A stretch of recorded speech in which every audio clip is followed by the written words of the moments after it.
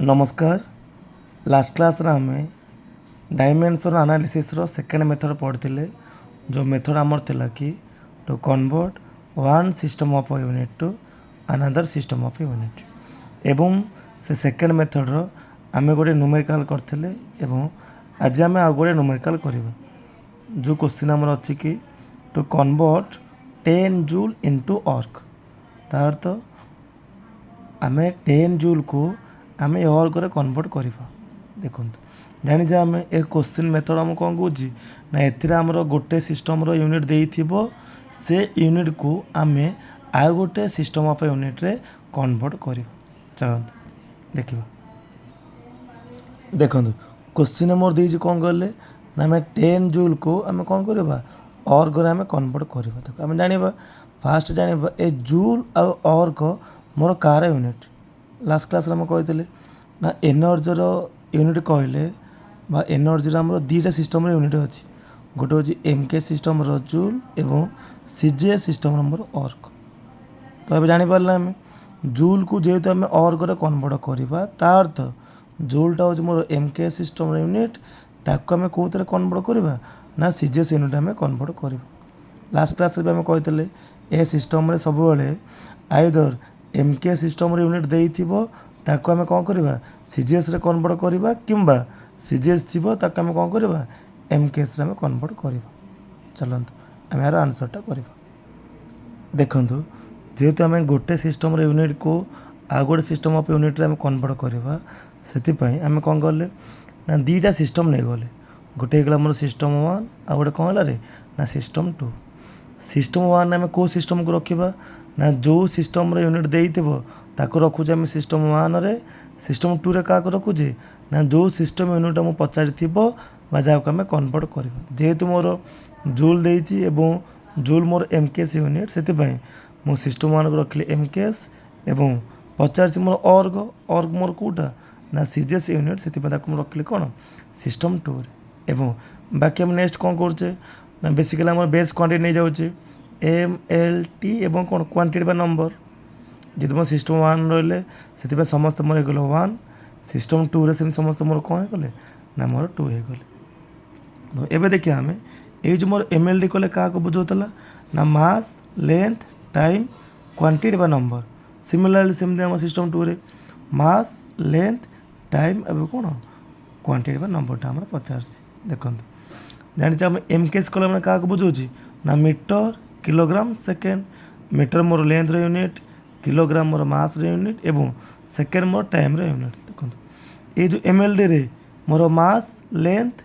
Time number mass unit मुझे लिखिदेवी KG length है मोर मीटर टाइम है मोर कौन सेकेंड ये मोर क्वांटिटी बुझाऊँ बा मोर जार भी यूनिट देइथबो ता लेफ्ट साइड बा पाखरे कौन कल केते अमाउंट रो बा क्वांटिटी देइथबो 10 से मोर एनर मूल्य केते गला 10 सेमती सीजीएस मोर मास कहले आम क्या नौचे ग्राम को नौचे लेंथ कहले आम सेंटीमीटर को नौचे टाइम कहले आम कौन कर सेकेंड को नौचे एवं एन मोर क्या बुझे कहले क्वांटिटी बा नंबर को आम बुझे देखो देन आम कौन करछे जो मोर जूल हो कि अर्ग हो एम मोर कार यूनिट ना एनर्जी रही पारे कि मतलब कौन पारे वार्क आम कही वार्क आउ एनर्जी दुईटा जाक यूनिट आमर सेम एमकेएस मोर जूल एवं कौन सीजीएस अर्क देखो आम तार डायमेंशन फर्मुला काटिदेबा एनर्जी हो कि वार्क हो से डायमेंशन फर्मुला हो मोर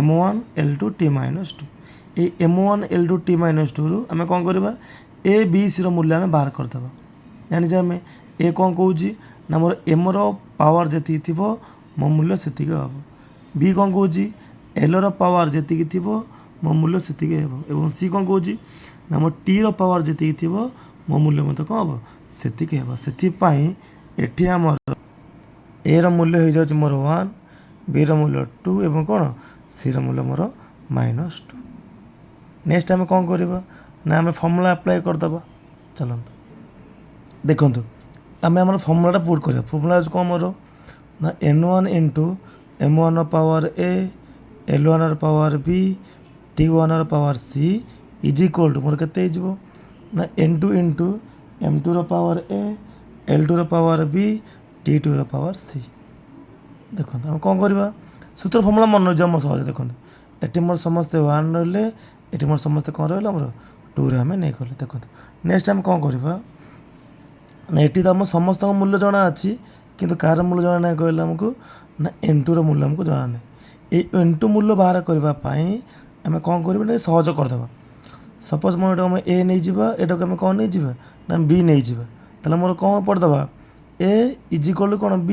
ଯଦି ମୋର A is equal two B ହେଉଛି ତାକୁ ମଧ୍ୟ ଆମେ କ'ଣ ଲେଖିପାରିବା B is equal two A।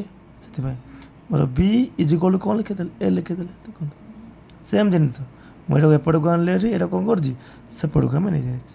ଦେନ ମୋ ନେକ୍ସଟ ଷ୍ଟେପ୍ରେ କ'ଣ ହେବ ନା ଆମେ କାହାର ମୂଲ୍ୟ ବାହାର କରିବା N2ର ମୂଲ୍ୟ।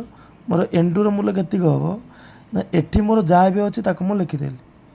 N1 ଇଣ୍ଟୁ କେତେ ଅଛି M1ର ପାୱାର A, L1ର ପାୱାର B, T1ର ପାୱାର C। ଦେଖନ୍ତୁ ଏଠି ମୋର କ'ଣ ହେଇଥିଲା ନା N2 ସହ ଏ ମୂଲ୍ୟ ମୋର କ'ଣ ହେଇଛି ଗୁଣା ହେଇଯିବ। N2 ଅଛି ଏପଟେ ଆସିଲେ ମୋର କ'ଣ ହେଇଯିବ ଡିଭାଇଡ଼ ହେଇଯିବ। ସେଥିପାଇଁ ଯେଉଁ M2A, L2ର ପାୱାର B, T2ର ପାୱାର C ମୋର ଗୁଣା ହେଇକି ଥିଲା, ଏପଟକୁ ଆସିଲେ ମୋର କ'ଣ ହେଇଗଲା ରେ ଡିଭାଇଡ଼ ହେଇଗଲା।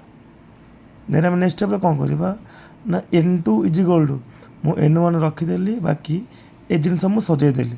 ସଜେଇଲେ ମୋର କ'ଣ ହେଇଯିବ ନା M1ର ପାୱାର A ଡିଭାଇଡ଼ ବାଇ M2ର ପାୱାର A ଅଛି। ତାକୁ ତ ଆମେ କ'ଣ ଲେଖିପାରିବା ନା M1 ବାଇ M2ର ହୋଲ୍ ପାୱାର ମୋର କେତେ ହେଇଯିବ ରେ A ହେଇଯିବ। ସେମିତି ସିମିଲାରଲି L1ର ପାୱାର B ଡିଭାଇଡ଼ ବାଇ L2ର ପାୱାର B, ତାକୁ ଆମେ କେତେ ଲେଖିପାରିବା L1 ବାଇ L2ର ହୋଲ୍ ପାୱାର B ଇଣ୍ଟୁ ସେମିତି ଆଉ କ'ଣ ଲେଖିପାରିବା T1 ବାଇ T2ର ହୋଲ୍ ପାୱାର କ'ଣ C। ଦେଖନ୍ତୁ ନେକ୍ସଟ ଷ୍ଟେପ୍ରେ ଆମେ କ'ଣ କରୁଛେ ନା ଏଠି ଯେଉଁ ଆମେ M1, L1, T1, N1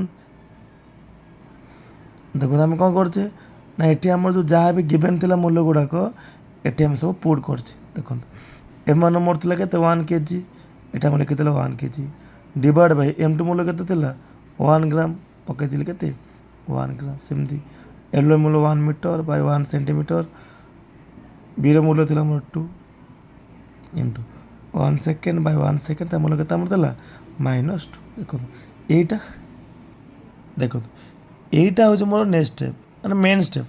main step କ'ଣ ହେଲା ନା ଏଠି ଆମେ କେଉଁ ସିଷ୍ଟମ୍ର ୟୁନିଟ୍କୁ କେଉଁ ସିଷ୍ଟମ୍ରେ କନଭର୍ଟ କରୁଛେ ରେ ନା MKSକୁ ଆମେ କେଉଁଥିରେ କନଭର୍ଟ କରୁଛେ CGSରେ। ସେଥିପାଇଁ ଏଠି ମୋର ଯେଉଁ କେଜି ଆଉ ଗ୍ରାମ ଅଛି, କେଜି ହେଉଛି ମୋର MKS ସିଷ୍ଟମ୍, ଗ୍ରାମ ହେଉଛି ମୋର କ'ଣ CGS ସିଷ୍ଟମ୍। ତା ଅର୍ଥ ଏଇ କେଜିକୁ ଆମେ କ'ଣ କରିବା ନା ଗ୍ରାମରେ କନଭର୍ଟ କରିଦେବା। କାହିଁକି ନା MKSରେ ମୋର କେଜି ହେଲେ CGS ହେଉଛି ମୋର କ'ଣ ଗ୍ରାମ। ସେଥିପାଇଁ କେଜି 1 kg ମୋର କେତେ ଗ୍ରାମ ହେଇଯିବ 1000 ଗ୍ରାମ ଡିଭାଇଡ଼ ବାଇ 1 ଗ୍ରାମ ରଖିଦେଲି। 1 ଗ୍ରାମ କ'ଣ ପାଇଁ କନଭର୍ଟ ହେଲାନି ନା ଏଇ ସିଷ୍ଟମ୍ଟା ମୋର MKSରୁ କେଉଁଥିରେ କନଭର୍ଟ ହେଇଛି CGSରେ କନଭର୍ଟ ହେଇଛି। ସେଥିପାଇଁ ମୋର କେଜି କେଉଁଥିରେ କନଭର୍ଟ ହେଇଗଲା ଗ୍ରାମରେ କନଭର୍ଟ ହେଲା। ସିମିଲାରଲି ସେମିତି ମିଟର ମୋର MKS ହେଲେ ତାର CGS କ'ଣ ହେଉଛି ମୋର ସେଣ୍ଟିମିଟର। ତା ଅର୍ଥ ଏଠି ଆମେ କ'ଣ କରିବା ମିଟରକୁ ସେଣ୍ଟିମିଟର କନଭର୍ଟ କରିଦେବା। ସେଥିପାଇଁ ମୋର କ'ଣ ନା ଗୋଟେ ମିଟର ମୋର କେତେ 100 ସେଣ୍ଟିମିଟର ଡିଭାଇଡ଼ ବାଇ କେତେ 1 ସେଣ୍ଟିମିଟର ଇଣ୍ଟୁ ତାର ପାୱାର କେତେ ଅଛି ମୋର 2 ଇଣ୍ଟୁ କ'ଣ ହେଲା 1 ସେକେଣ୍ଡ ବାଇ 1 ସେକେଣ୍ଡ, ତାକୁ କେତେ ହେଲା -2। ଦେଖନ୍ତୁ ଏଠି ଆମେ କ'ଣ କରିବା ମୋର ଗ୍ରାମକୁ ଗ୍ରାମ କଟିଯିବ, ସେଣ୍ଟିମିଟରକୁ ସେଣ୍ଟିମିଟର କଟିଯିବ, ସେକେଣ୍ଡକୁ ଆମର କ'ଣ କରିବ ରେ ସେକେଣ୍ଡ ଆମର କଟିଯିବ। ତାହେଲେ ଆମର କେତେ ରହିଲା ନା N2 is equal to 10 into 1000ର ପାୱାର 1 ଇଣ୍ଟୁ 100କୁ ଆମେ କେତେ ଲେଖିପାରିବା 10ର ପାୱାର 2 ଇଣ୍ଟୁ 2 ଇଣ୍ଟୁ କେତେ ହେଲା ମୋର 1।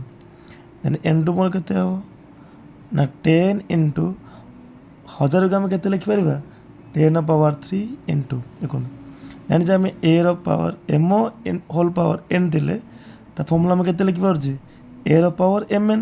ସେମିତି କେତେ ଲେଖିପାରିବା 10ର ପାୱାର କେତେ 4 ଇଣ୍ଟୁ କେତେ ହେଲା ମୋର 1। ଦେଖନ୍ତୁ ଏବେ ଆମେ 10 ରଖିବା ମଲ୍ଟିପ୍ଲାଏ କରିଦେବା। ଜାଣିଛେ ଆମେ ଯଦି ଆମର Aର ପାୱାର M ଇଣ୍ଟୁ Aର ପାୱାର N ହୁଏ ତା ଫର୍ମୁଲା ଆମେ କ'ଣ ଲେଖିପାରୁଥିଲେ Aର ପାୱାର M ପ୍ଲସ୍ N। ସେମିତି ଆମର କେତେଟା ହେଇଯିବ ନା 10 ରହିଲା, ଏଇଟାକୁ କେତେ ଲେଖିପାରିବା 10ର ପାୱାର 7। ଦେଖନ୍ତୁ ଏ ଜୁଲ୍କୁ ଆମେ କେଉଁଥିରେ କନଭର୍ଟ କରିବାରେ ଅର୍ଗରେ। ତାହେଲେ ବର୍ତ୍ତମାନ ଏଇଟା ଆମେ କ'ଣ ଲେଖିଦେବା ଯେତିକି ମୂଲ୍ୟ ପାଇଲେ ସେତିକି ଆମେ ଅର୍ଗ। ତା ଅର୍ଥ ନେଇଥିଲା ଆମେ କେତେ 10 ଜୁଲ୍। ଦେଖନ୍ତୁ ଆମେ ନେଇଥିଲେ କେତେ ଆମେ ନା ନେଇଥିଲେ 10 ଜୁଲ୍, ତାକୁ ଆମେ ଅର୍ଗରେ କନଭର୍ଟ କରିବା। ଦେଖିଲେ କ'ଣ ନା ମୋର 10 ଜୁଲ୍ ମୋର କେତେ ହେଇଗଲା ରେ ନା 10 ଇଣ୍ଟୁ 10 ଟୁ ପାୱାର 7 ଅର୍ଗ। ଯଦି ମୁଁ 10 କାଟିଦେବି ତାହେଲେ ମୋର କି ହେଇଯିବ କେତେ ନା 1 ଜୁଲ୍ ଇଜ୍ ଇକ୍ୱାଲ୍ ଟୁ କେତେ 10⁷ ଅର୍ଗ। ଦେଖିଲେ ଆମେ କ'ଣ ନା ଯେଉଁ 10 ଜୁଲ୍କୁ ଆମେ କନଭର୍ଟ କଲେ ଅର୍ଗରେ ଦେଖିଲେ 10 ଜୁଲ୍ର ମୂଲ୍ୟ ମୋର କେତେ ହେଇଗଲା ନା 10 ଇଣ୍ଟୁ 10⁷ ଅର୍ଗ ବା 1 joule is equal to 10⁷ erg. Thank you.